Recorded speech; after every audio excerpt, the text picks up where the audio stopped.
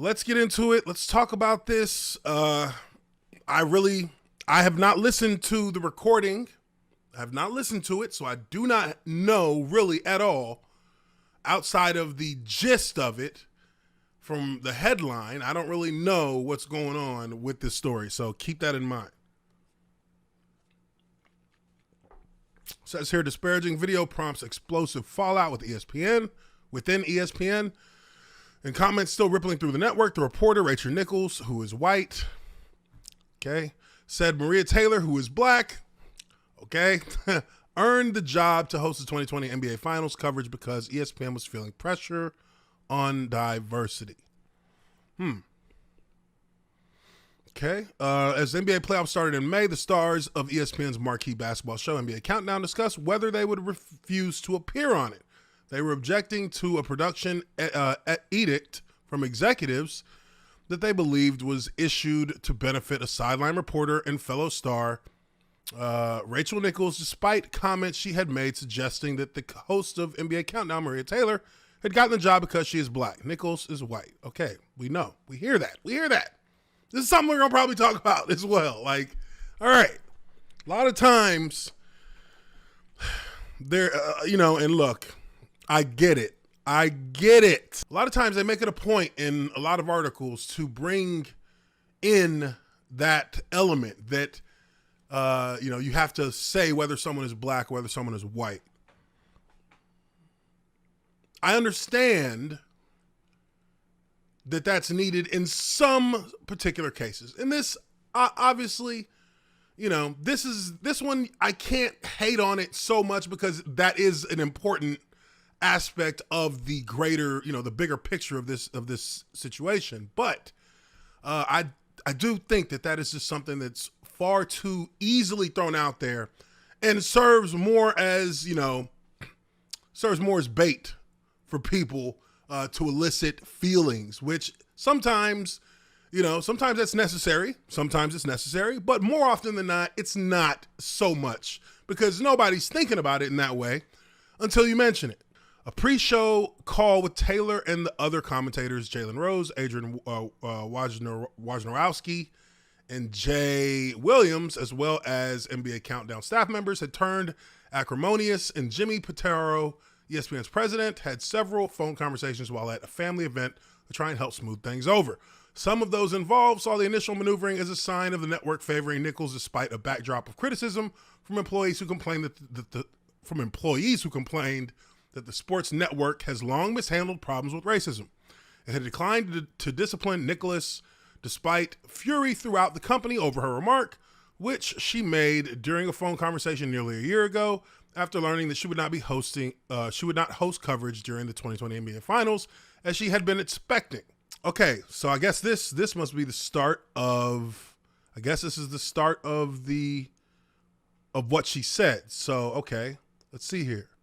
Quote, I wish Maria Taylor all the success in the world. She covers football. She covers basketball. Nichols said in July 2020. If you need to give her more things to do because you're feeling pressure about your crappy long-time record on diversity, which, by the way, I know personally from the female side of it, go for it. Just find it somewhere else. You're not going to find it from me or taking my thing away. So what is her thing? That's a question I got to ask. What is her thing? Let's see. ESPN has been trying and often failing to deal with the scandal for months, but a fast approaching deadline is forcing the network to show at least some of its cards. Taylor's contract expires during the NBA Finals, which start Tuesday between the Phoenix Suns and Milwaukee Bucks. Yet few substantive steps have been taken toward a new deal, even though Pitaro has identified Taylor as one of ESPN's rising stars. Okay, so in my notes, in my mental notes here, Maria Taylor has a new contract, or her contract is ending during the NBA Finals. So that's in a couple days. Who got a hold of this recording that they're talking about? Who got a hold of the recording? I mean, that's how I would have done it. If I was trying to get my money and I had dirt on her, oh yeah, I'm going to hold that. I'm going to hold that. Now they got to make a decision in less than a week about the kind of money they're going to be paying Maria Taylor if they're going to pay her. Ooh. This is juicy. Whether or not ESPN and Taylor agreed to a contract, the internal damage from the past year has been substantial. This article is based upon interviews with more than a dozen current and former ESPN employees, as well as others with knowledge of the company's inner workings. Most of them spoke on a condition of anonymity because they're not authorized by ESPN to speak to the news media, or because of paperwork they had signed upon leaving the company. Yeah, them non-disclosures. Okay, the video. In mid-July last year, Nichols was staying at the Coronado Springs Resort at Walt Disney World near Orlando, Florida, confined to her room for 7 days because of the NBA's coronavirus protocols because the season resumed. She had with her a video camera so that she could continue appearing on ESPN shows, primarily The Jump, on a daily NBA show she has hosted since 2016, but she was eyeing hosting duties for ESPN's pregame and postgame shows during the NBA playoffs. The host is the face of ESPN's NBA coverage, and before the pandemic, both she and Taylor hosted different versions of the show. Okay. About the time Nichols arrived in Florida, she was told by executives that Taylor would host coverage during the NBA Finals. Nichols discussed her career on a phone call on July 13, 2020, with Adam Mendelsohn, longtime advisor of Los Angeles Lakers superstar LeBron James and James' agent, Rich Paul. We all know that ESPN favors LeBron. We know that. I mean, LeBron's the most popular basketball player in the world. The top network that covers sports in the U.S. is going to show favorable coverage to LeBron. When have they ever had terrible coverage on LeBron? You don't see that. But I mean, that's neither here nor there. Doesn't really have much to do with this situation in its individual status. So Nichols was speaking with Mendelsohn to request an interview with James and his Laker teammate Anthony Davis, whom Paul also represents. During the conversation, she also sought advice from Mendelsohn because she believed her bosses were advancing Taylor at her expense. I just want them to go somewhere else. It's in my contract, by the way. This job is in my contract in writing, Nichols told Mendelsohn, referring to hosting coverage during the NBA Finals a few minutes after saying ESPN was feeling pressure about racial diversity. Okay. So that is, okay, so now I have a better framing here of what exactly is going on. Because this is starting to present itself to me, oh my gosh, as a situation where ESPN now has their two top female talent on their network, both in situations where, one is going to have to take an L in order for the other one to get the dub. So Rachel Nichols is going to have to take the L in order for Maria Taylor to get the dub. Now, Maria Taylor has every right to try and get as much money out of ESPN as possible, especially if they let on and lead her to believe that she is like a future face for the network. Then damn, you gonna have to pay me. That's what it's gonna be. You're gonna have to pay me, and you're gonna have to pay me like I'm gonna be the face of your network. So you look at Stephen A. Smith, old Sus Smith, old Stephen A. He's getting what? What's he getting? Like $8 million a year, $10 million a year, something like that. So I mean, you'd have to at least start there. If she is going to be the male version of, I guess, Stephen A, or be on that level as Stephen A. Smith is within the network, then you got to give her the same amount of money. These are the comments that Rachel Nichols actually made about Maria Taylor. It's good that we hear it so we can actually understand, because you can't be so quick to call it racist because she called out something that she observes as something that could be considered true. So they said to me, hey, instead of hosting the NBA Finals, like, why don't you do Doris's sideline reporter job for the NBA Finals? Hold up. First off, So they came to her and was like, hey, instead of hosting the NBA Finals, why don't we do the sideline reporter job that Doris Burke does? Okay, that's insulting, for one. That is insulting. If you're Michael Jordan on, the Bulls, and Phil Jackson comes over and says, hey, Mike, instead of starting you at guard for these finals, we're going to make you our sixth man. We're going to bring you first off the bench. I mean, come on. Jordan would laugh in your face and walk out. Now, I'm not saying that Rachel Nichols is Jordan, but she is pretty high up on ESPN. She's probably one of the most recognizable faces other than Stephen A. Smith on ESPN. I would say it's between her and Stephen A. As far as the NBA is concerned, absolutely. Stephen A., Rachel Nichols. I mean, you've seen Rachel Nichols on other networks that are bigger than I guess bigger than ESPN or as big as ESPN. You've seen her on, I believe we've seen her on HBO when they had their Inside the NFL. I believe we've seen her on the Today Show with Katie Couric. She was on there doing sports stories.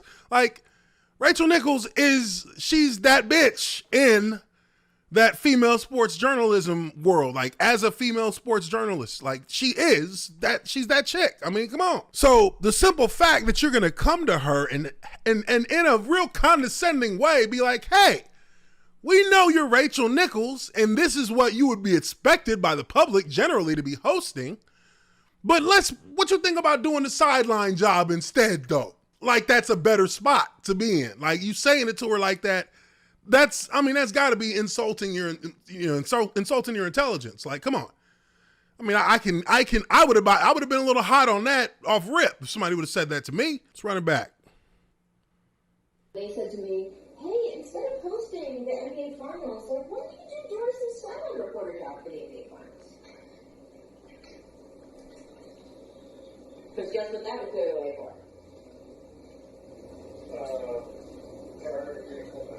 For Maria to do the hosting for us. Yeah. So, I have declined.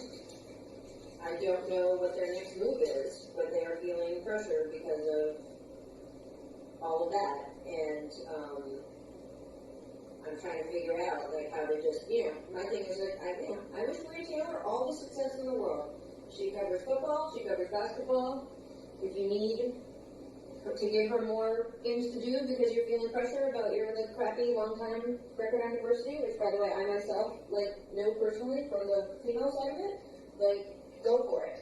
Just find it somewhere else. You're not going to find it with me and taking my thing away.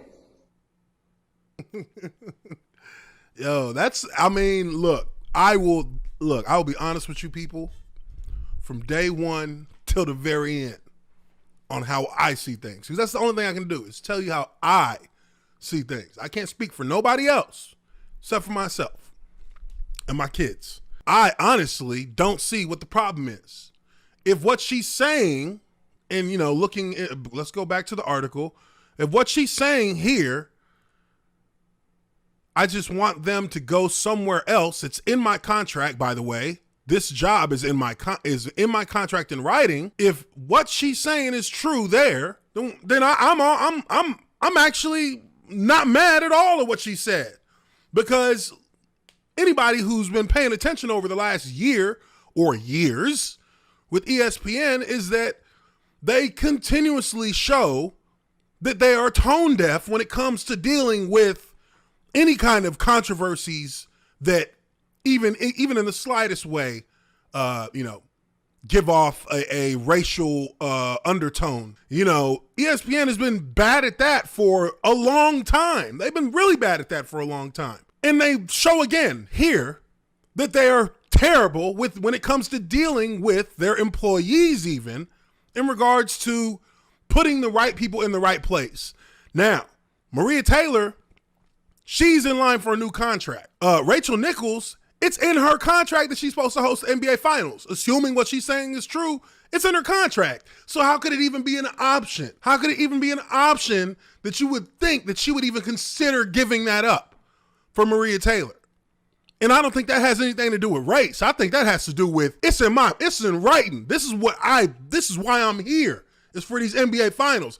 If y'all gonna try and play me and take it out of my hands to give it to her so y'all can scream, see, we diverse, y'all playing the game. Y'all gonna end up doing both of us dirty.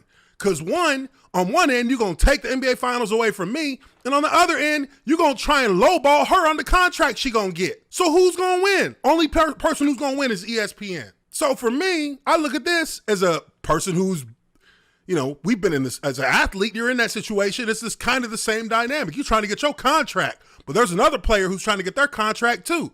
Well, I ain't shitting on him, but don't take my reps away at guard if you trying to find somewhere for him to be on the line. If y'all drafted him as a left tackle, don't move him to guard over me. I've been here. This is what I'm signed. This is what I'm here to play.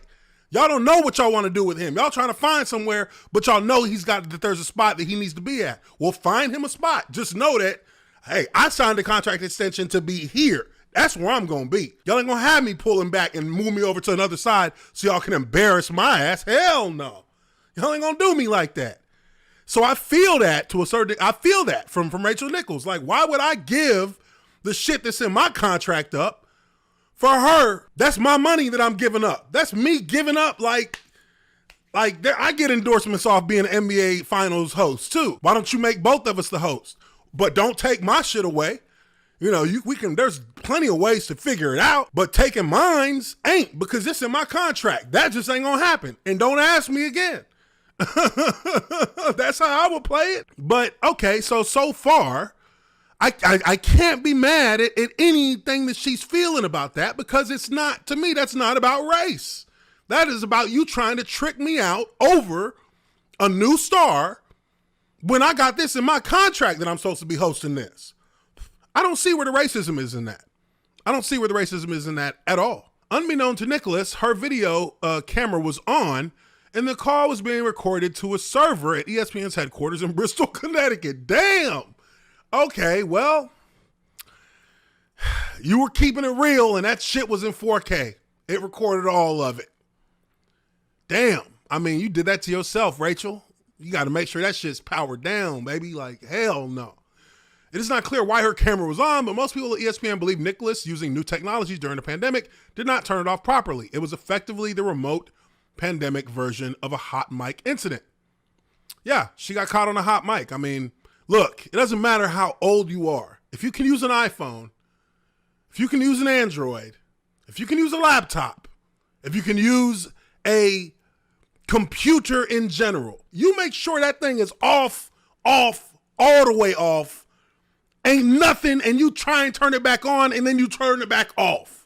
Like, if you don't know, you make sure you go through every precaution to make sure it's off. I mean, that's on her. That's her goddamn fault. But at the end of the day, I'm kind of happy that it got her, because, at least for me here talking with you guys, I look at the situation and I honestly don't think she's in the wrong for saying what she said. But you can't offer the sideline reporter job to the woman who you've contracted to be the host. That is disrespectful as fuck.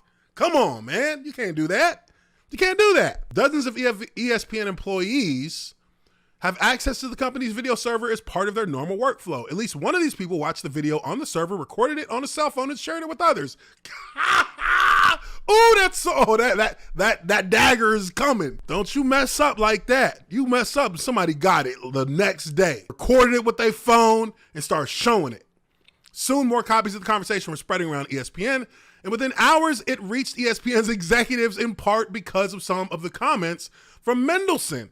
He is a prominent political and communication strategist who has worked for the giant private equity firm TPG, was the communications director and deputy chief of staff for Arnold Schwarzenegger, then the governor of California, and is a co-founder of James' voting rights group More Than a Vote, which focused on encouraging access to black voters, for black voters during the 2020 election.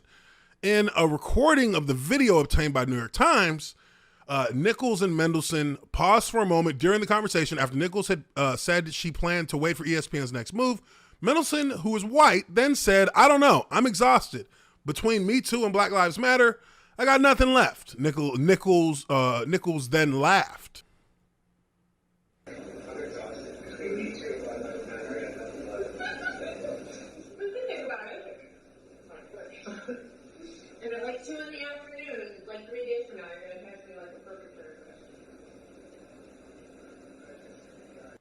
Oh, she said they're going to text me like the perfect Twitter thread.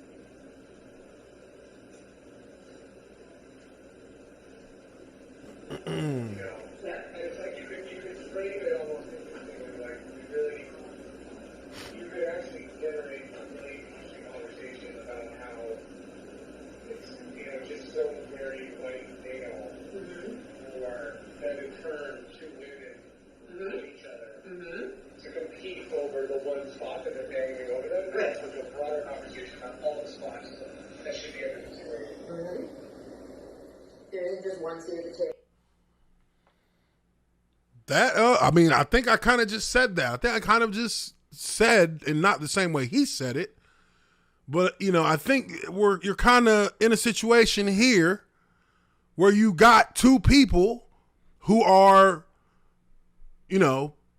basically, you could say that they're being pitted against each other.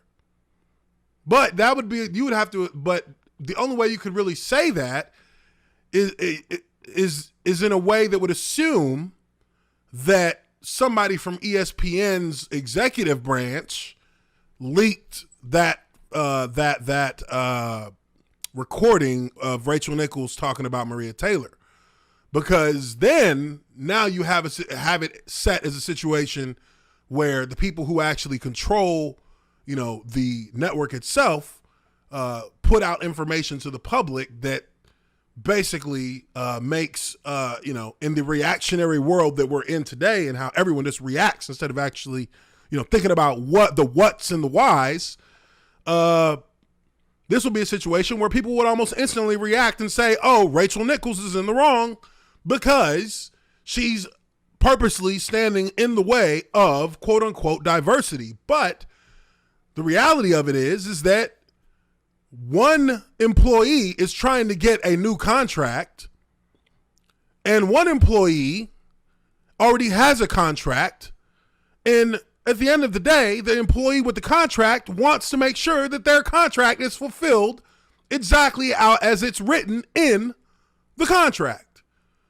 And the network is trying to move her away from that, which is an insult and which can offend an employee who is in a position like she's in. So what better way to get her out of the picture or to cause her to move aside than to put out a hot mic moment where she's giving you where you actually are getting a moment of honesty from Rachel Nichols, a moment of true honesty, her true feelings, even though, and obviously it's her true feelings because she doesn't know that she's being recorded. But it is her true feelings, which I wouldn't say are inherently racist feelings at all. I feel like that is an employee who is a competitor in a competitive world, in a competitive job where she is fighting for her position as well as other employees at ESPN. And she is not willing to budge on something that she believes is contractually hers, which if what she's saying about her contract and it being written in her contract is true, she is right. Now, Maria Taylor, on the other end, if I'm thinking through this in another way of, okay, Maria Taylor has been given this information about Rachel Nichols, and she is now holding on to this information as an ace up her sleeve should negotiations with ESPN stall out. Now, apparently, they offered her $5 million a year, which she wasn't happy with. And I'm not sure what if there is any offer that's been made since then, but we do know that she's been offered a contract extension that she has refused to take. There isn't just one seat at the table for a minority of whichever version this week we're trying to please. If you think about it, this is precisely the problem we've been talking about. Boom. And there you go. They all come out. Now you know how their employees feel. They feel that ESPN does too much of trying to pander to every minority and every race just based on whatever new news story pops up, which, I mean, yeah, I can't disagree with that. ESPN does a lot of fucking pandering. They do a lot of pandering. Most people that they're pandering, most of the pandering that they do with ESPN, it really isn't received well by anybody. Everybody sees it as pandering. We know they're pandering to us even. Where it's like, we're like, it's not that serious, but, okay, of course. That's nothing that we don't know. We all know they've been pandering, but it's good to hear. It is actually good to hear people who work at ESPN who notice it as well, that it's too much, that all they're doing is pandering. Because on their side of the curtain, they know that this shit is it's going to blow up in their faces eventually. Nobody is that nice about pandering. Nobody is that nice pandering. White man, it is an example of like one black person or literally you don't get to have a black woman in a prominent spot and feel like, okay, the hard work is done. We're done. And you certainly don't get to say, okay, if you have a white woman, a woman, you're a critical seat. And now that we're going to put a black woman in that case, the question is where the other seats of white males are in. That should be a consideration. Okay. That this Mendelsohn cat, I don't know this. I don't know this guy.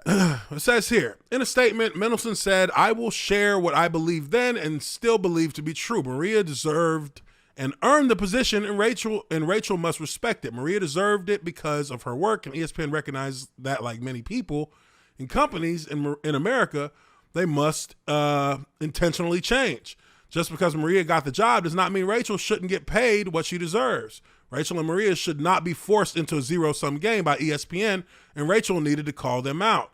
He declined to answer follow-up questions about their conversation. In response to the questions from the Times, Nichols said she was frustrated and was unloading to a friend about ESPN's process, not about Maria. But she added, "My own intentions in that conversation and the opinion of those in charge of ESPN are not the sum of what matters here. If Maria felt the conversation was upsetting, then it was, and I was the cause of that for her." Nichols said she reached out to Taylor to apologize through text and phone calls. Maria has chosen not to respond to these offers, which is completely fair and a decision I respect, Nichols said. Taylor declined to comment. Again, I mean, I don't know. What do you guys think? I mean, for me, I don't know why. I don't really understand what they want Rachel Nichols to apologize for. She was calling out ESPN and them trying to fuck her over for Maria Taylor. So her being mad about that, look, she's saying herself, hey, they got a fucked up record on diversity.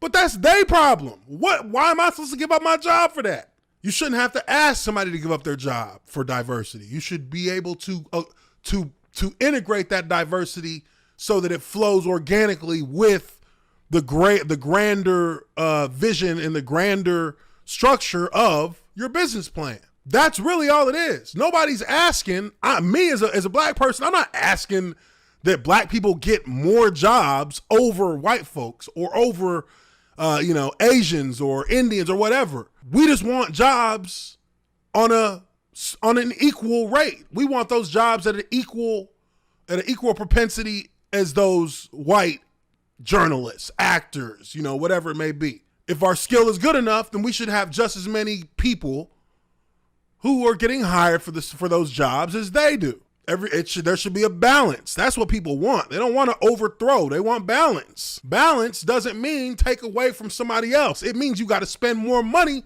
and add to what you got. That's what these companies keep fucking up on, is that they're not willing to spend more money to just add to what they have. To balance it out through addition, not by adding through subtracting people.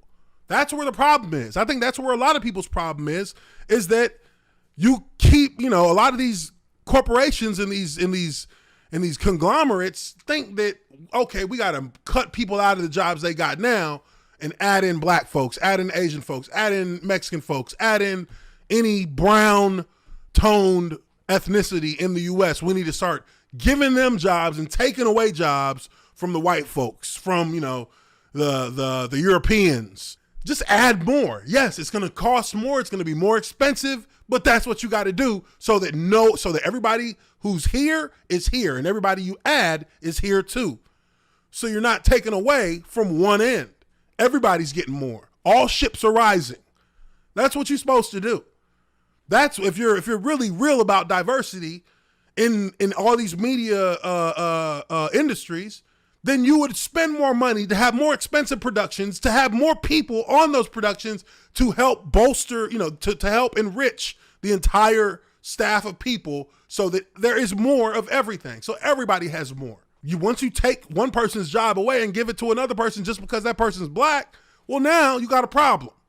Not a problem for the black person, but now you got a problem for the white person who just got their jobs, who just got cut out. So did the black person who had that job.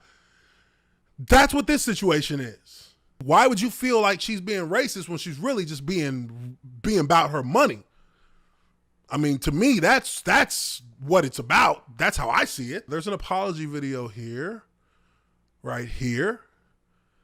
We're going to listen to it real quick, but in all honesty, the apology is, as many of them are, is completely arbitrary from, it's something that the network mandates that she does. She's not, I don't know that I would even expect her to be apologetic about this, because I sure as fuck would not be apologetic about it at all. Because to me, it ain't race, it's money. And I'm not giving my money up for somebody else to take my bread. No, not gonna do it.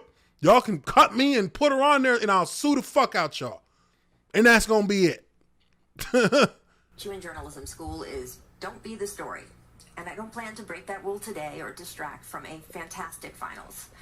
But I also don't want to let this moment pass without saying how much I respect, how much I value our colleagues here at ESPN, how deeply, deeply sorry I am for disappointing those I hurt, particularly Maria Taylor, and how grateful I am to be part of this outstanding team.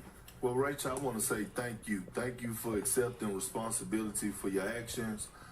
As someone that has known you for a long time, being around you, you have treated me with the utmost respect, and you always made me feel comfortable in your presence. And I know your heart, great person, great individual. I also know Maria Taylor, great person as well, very, very talented, hardworking, and I feel like she also deserves every opportunity that is presented her way.